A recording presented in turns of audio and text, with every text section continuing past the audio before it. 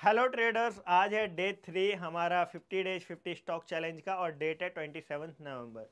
हम लोगों ने, जैसा कि आप लोग देख सकते हो, लास्ट दो ट्रेडिंग सेशन में दो स्टॉक्स दिए जो कि एक कोचिंग शिपयार्ड था। जिस दिन दिया था वहाँ से 3 दिन में 15% बढ़ गया। किसी को 10% मिला, 5% मिला, वो ठीक है, उसको जितना मिल गया। किसी को स्टॉक मिला भी होगा, नहीं भी मिला होगा। फिर कल हमने बीएल दिया था। बीएल हम लोग बात करेंगे, कल भी ऊपर था, लेकिन कल देने के बाद में अगर देखा जाए तो आज करीब करीब 3% था और डे हाई के आसपास ही जाकर के क्लोज हुआ है। तो इन स्टॉक्स में आपको जो भी आप इन्वेस्टमेंट कर रहे हो, अगर आपका स्टॉक 10 15 20% दे रहा है तो वहाँ पर थोड़ा थोड़ा प्रॉफिट भी बुक करना है। अब बात करेंगे थर्ड स्टॉक की। थर्ड स्टॉक देखिए, जब भी हम लोग पोर्टफोलियो बनाने की बात करते हैं या फिर स्टॉक्स में इन्वेस्टमेंट की बात करते हैं तो हमें डाइवर्सिफाई रहना पड़ेगा। एक शिपिंग इंडस्ट्री से हमने ले लिया, दूसरा हमने डिफेंस का ले लिया, तीसरा है हमारा पीएसयू और बैंकिंग सेक्टर, जो कि काफ़ी ज़्यादा चर्चित में। और वहाँ पर काफ़ी, अगर हम लोग पिछले कुछ सालों में देखे जाए तो ये स्टॉक्स अंडर वैल्यूड रहे, बुक वैल्यू के हिसाब से ट्रेड नहीं करते हैं, या फिर हम लोग बात करें इनमें पोटेंशियल बहुत ज़्यादा है। पहले जो सरकारी कंपनियां चलती थी जिस हिसाब से, अब वो माहौल नहीं बचा है। अब सरकारी कंपनियां भी या फिर सरकारी जो बैंक्स हैं वो भी काफ़ी ज़्यादा अलर्ट हो चुकी है। उनको भी आ गया कि प्राइवेट बैंक जैसे कैसे पैसा बनाना है, भले वो चार्जेस के रूप में हो किसी भी चीज़ में। और अगर हम लोग बात करें यूनियन बैंक की, तो यूनियन बैंक ने पिछले कुछ ट्रेडिंग सेशंस में अच्छा परफॉर्म किया। एक हमें उसके बाद में करेक्शन भी मिला, और वो करेक्शन के बाद में अब हमें लग रहा है एक अच्छा खासा डिमांड जोन निकल कर आ रहा है, या फिर एक सपोर्ट एरिया में हम लोग आ गए। यहाँ पर आप चार्ट में देखोगे यूनियन बैंक में, अगर क्लोजिंग की बात करें 122.88 122 के आसपास क्लोजिंग हुई है इसकी। कल यहाँ पर भी मिले gap up gap down flat, वहाँ पर हम लोग एक एंट्री बनाएंगे। यहाँ पर आप देख सकते हो ये जो बॉटम एरिया बना, यहाँ से एक हायर आए, फिर हायर लो, फिर हायर हाई बना, फिर हायर लो। अब ये हो सकता है हायर हाई बनाने के लिए जाए। तो एक तो ये पैटर्न आपको समझ में आ गया। दूसरा, फिबोनाची हमने लगाया था यहाँ पर, गोल्डन जोन जो 0.5 का है उसी के पास में है, तो यहाँ से एक ब्रेकआउट आ सकता है इसमें। अगर हम लोग बात करें फाइनेंशियल्स की, नंबर्स की काफ़ी ज़्यादा अच्छे हैं। स्टॉक मुझे अट्रैक्टिव लगता है। दो स्टॉक थे मेरे सिलेक्शन में, या तो बैंक ऑफ इंडिया में चला जाऊँ या तो यूनियन बैंक में चला जाऊँ। बैंक ऑफ इंडिया फ्यूचर्स में आने वाला है, या फिर हो सकता है आने वाले टाइम में। निफ्टी 50 में तो मुश्किल है, लेकिन फ्यूचर्स में आने वाला है, ऐसी न्यूज आई थी। लास्ट टाइम हमने देखा डिविस लैब को निफ्टी 50 से निकाला और बीएल को अंदर डाला। उसी दिन से डिविस लैब तो भागता गया और बीएल पिट गया। तो ऐसे किसी न्यूज में स्टॉक रहता है तो थोड़ा सा डर लगने लग गया उस टाइम से। तो हमने सोचा कि भाई यूनियन बैंक हम लोग प्रेफर करेंगे। फंडामेंटल्स देखते हैं कंपनी के।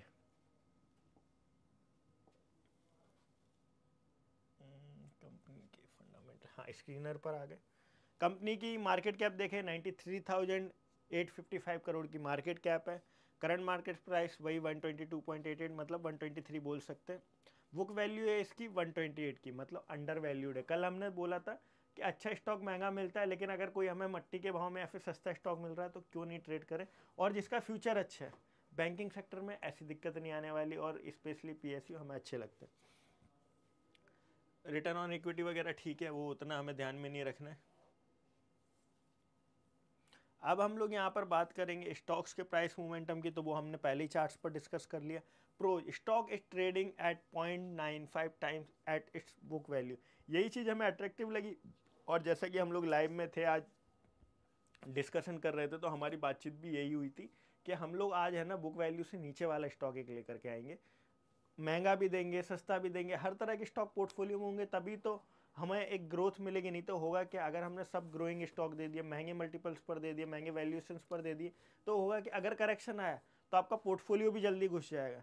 हमें बनाना है ऑप्टिमम पोर्टफोलियो। हमें ये नहीं है कि ऐसा पोर्टफोलियो बना दे कि भाई हमारा पोर्टफोलियो सबसे ज़्यादा रिटर्न दे रहा है, हमारा पोर्टफोलियो सबसे अच्छा रिटर्न दे रहा है, खराब मार्केट में हमारा पोर्टफोलियो टिका रहा है। हमें वो भी चीज़ देख करके चलनी है।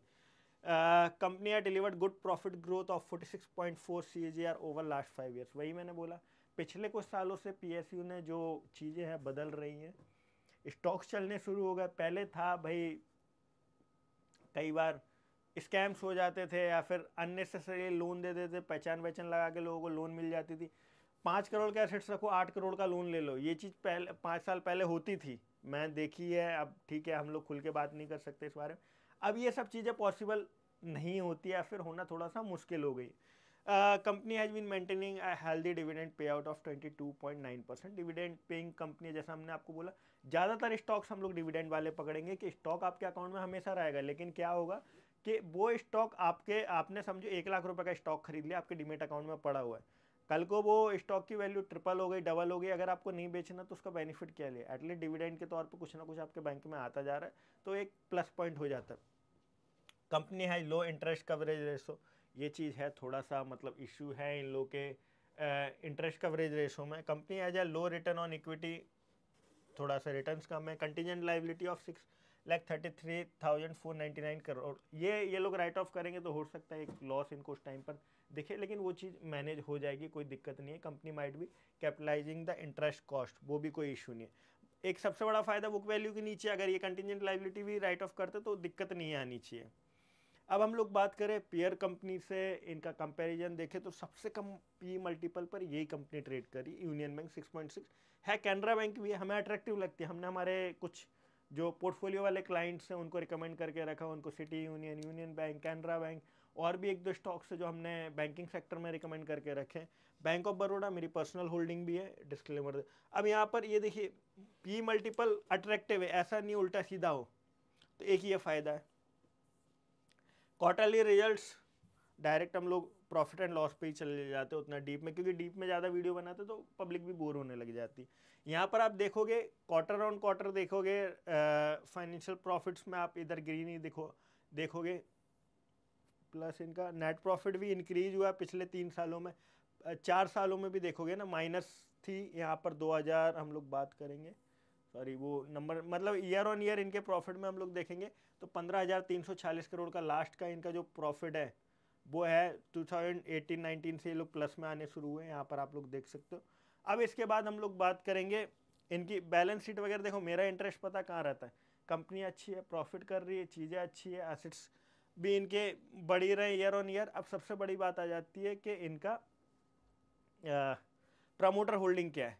जहाँ पर पब्लिक ज़्यादा वहाँ पर आपको नहीं जाना है, आपको रिटेलर नहीं बनना। रिटेलर हमेशा आप लोग पकड़ते बीएससी के स्टॉक्स, जहाँ पर पब्लिक के पास 50% 60% होगा, प्रमोटर के पास होगा 20-30%, पब्लिक के पास 70% होगा, प्रमोटर के पास 20-30%। मतलब जिसको कंपनी चलानी है उसके पास शेयर कम और जिसको इन्वेस्टमेंट करना है उसके पास शेयर्स ज़्यादा, तो वो कंपनियां प्रॉफिट जल्दी नहीं कर पाती। आपको कंपनी कैसी सिलेक्ट करनी जहाँ पर FIDS ने पैसा लगा, प्रमोटर के पास ज़्यादा और पब्लिक के पास कम हो, ऐसी कंपनियों में आपको इन्वेस्टमेंट हमेशा करना चाहिए। तो यहाँ पर हम लोग देखेंगे प्रमोटर के पास जो होल्डिंग है वो होल्डिंग है 74.76% की। हालांकि थोड़ा बहुत प्रमोटर्स ने डाइल्यूट किया है धीरे धीरे, हम लोग यहाँ पर देख सकते हैं।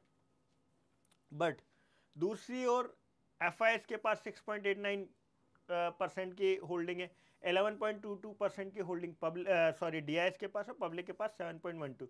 इंस्टीट्यूशंस अपना पैसा लगा रहे हैं, FIDS अपना पैसा लगा रहे हैं, म्यूचुअल फंड्स पैसा लगा रहे हैं, तो एक ये अच्छी चीज़ है। ऐसी कंपनियां जीरो जल्दी से नहीं होती, ऐसी कंपनियां डूबती जल्दी से नहीं है। फिर ऐसी कंपनियों में कई बार देखो आपको होता क्या है, जब भी हम शेयर मार्केट में आते हैं पैसा बनाने से ज़्यादा पैसा बचाने पर ध्यान देना होता है।